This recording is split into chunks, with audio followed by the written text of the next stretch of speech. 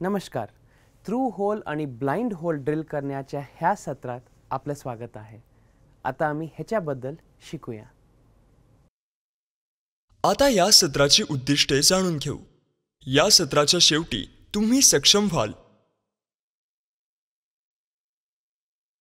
छिद्रांचे प्रकार परिभाषित करणे आणि त्यांची यादी करणे, वर्नियर हाईट गेज वापरून ड्रिल होल केंद्र चिन्हांकित करणे, ड्रिलिंग मशीनमध्ये स्पिंडलचा योग्य वेग सेट करणे,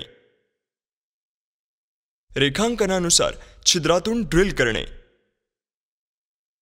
ब्लाइंड होल ड्रिल करण्यासाठी डेप्थ बार सेट करणे, डेप्थ स्टॉप्स वापरून आवश्यक डेप्थ पर्यंत ब्लाइंड छिद्रे ड्रिल करणे. प्रथम होल म्हणजे काय आणि त्याचे प्रकार पाहू. होल म्हणजे एखाद्या विशिष्ट माध्यमात किंवा त्याद्वारे उघडी असलेली सामान्यतः एक सॉलिड बॉडी. छिद्रांचे दोन प्रकार आहेत, ब्लाइंड होल आणि थ्रू होल. ब्लाइंड होल वर्कपीसच्या दुसऱ्या बाजूला न मोडता एका विशिष्ट खोलीपर्यंत ड्रिल केलेले ब्लाइंड होल. थ्रू होल पूर्णपणे वर्कपीस मधून जातो.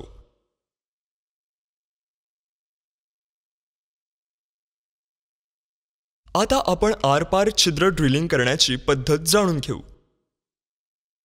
आरपार होल ड्रिलिंग मध्ये 3 मुख्य टप्पे असतात. ते आहेत पायरी 1 वर्कपीस तयार करणे, पायरी 2 होल पाडणे, पायरी 3 वर्कपीसचा भाग तपासणे आणि त्याचे मूल्यमापन करणे. पहिली पायरी म्हणजे ड्रिल करण्यासाठी वर्कपीस तयार करणे. यासाठी आपण प्रथम स्टील रूल वापरून कच्च्या मालाचा आकार तपासू. वर्कपीस 60 mm × 60 mm × 19 mm आकारात फाईल करणे आणि वर्नियर कॅलिपरने आकार तपासा.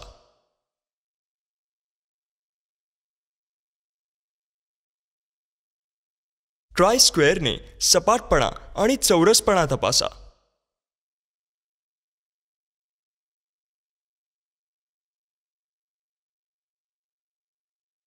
आवश्यक डायमेन्शन्सचा वर्कपीस ऑपरेशनसाठी तयार आहे.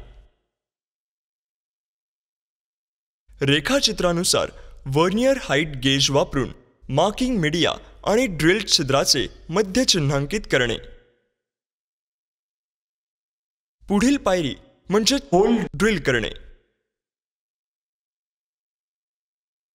मध्यभागी पंच वापरून छिद्र करणे व याच्या छिद्रांच्या मध्यभागी पंच करणे. ड्रिलिंग मशीन वाईसमध्ये जॉब धरा. पंच केलेल्या भागात मध्य ड्रिल करा. चकमध्ये व्यास 6 mm ड्रिल फिक्स करणे आणि आरपार आणि ब्लाइंड छिद्रासाठी पायलट छिद्र ड्रिल करणे.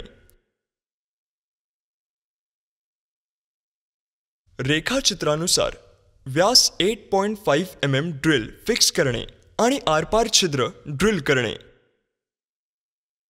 6 mm, 8.5 mm आणि 10.5 mm व्यासाचे ड्रिल्स एकामागून एक घेतले जातात आणि 14 mm खोलीपर्यंत होल्स पाडले जातात.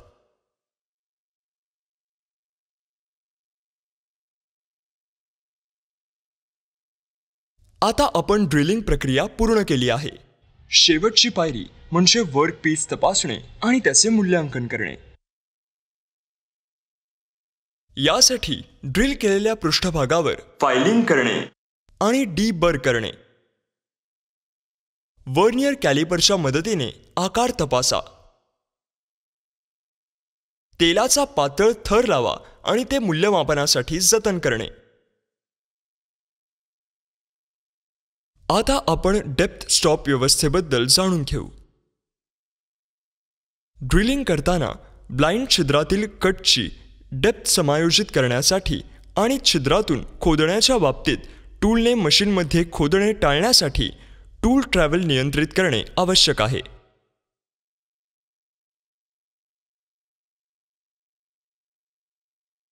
बऱ्याच मशीन्सना डेप्थ स्टॉपची व्यवस्था दिली जाते, ज्याद्वारे स्पिंडलची खालची हालचाल नियंत्रित केली जाऊ शकते. पुढे ब्लाइंड छिद्र ड्रिल करण्यासाठी डेप्थमध्ये थांबवण्याची व्यवस्था कशी सेट करायची ते पाहू. प्रथम जॉब मशीनवर धरला जातो आणि छिद्र योग्यरित्या स्थित आहे हे पाहिले जाते. ड्रिल सुरू केले जाते आणि पूर्ण व्यास तयार होईपर्यंत ते ड्रिल केले जाते. या टप्प्यावर प्रारंभिक रीडिंग लक्षात ठेवा. ड्रिल करण्यासाठी ब्लाइंड छिद्राच्या डेप्थमध्ये प्रारंभिक रीडिंग जोडा. सेटिंग ही प्रारंभिक रीडिंगची बेरीज आणि छिद्राची डेप्थ आहे. स्केल वापरून आवश्यक सेटिंगचे पुढील स्टॉप समायोजित करणे. सेटिंग विस्कळीत होण्यापासून रोखण्यासाठी लॉक नट घट्ट करणे. मशीन सुरू करणे आणि ड्रिल फीड करणे. जेव्हा स्टॉप नट हातापर्यंत पोहोचतो तेव्हा ब्लाइंड छिद्र आवश्यक डेप्थपर्यंत ड्रिल केले जाते. ड्रिलिंग करताना कटिंग फ्लुइडद्वारे चिप्स बाहेर पडण्यासाठी होलमधून फीड हँडलमधून ड्रिल वारंवार सोडा.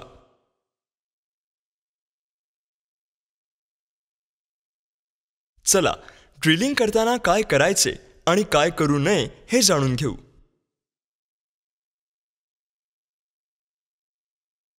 नेहमी ड्रिल आकारानुसार स्पिंडल गती निवडा. मोठे होल पाडण्यापूर्वी नेहमी केंद्र किंवा पायलट ड्रिल वापरा.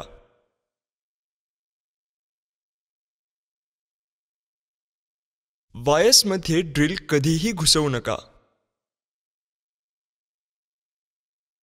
ड्रिल चकमध्ये खोलवर ड्रिल सुरक्षितपणे पकडणे.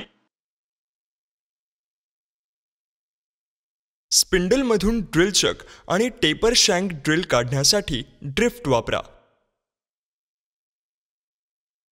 ड्रिफ्टला हातोडा मारण्यासाठी मॅलेट वापरा.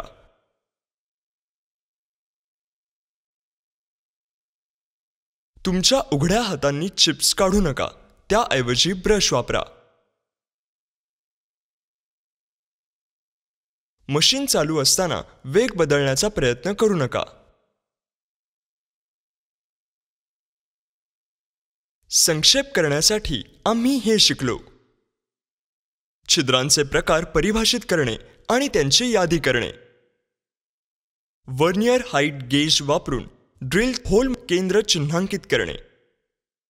ड्रिलिंग मशीनमध्ये स्पिंडलचा योग्य वेग सेट करणे. रेखांकनानुसार आरपार छिद्र करणे. ब्लाइंड छिद्र ड्रिल करण्यासाठी डेप्थ बार सेट करणे.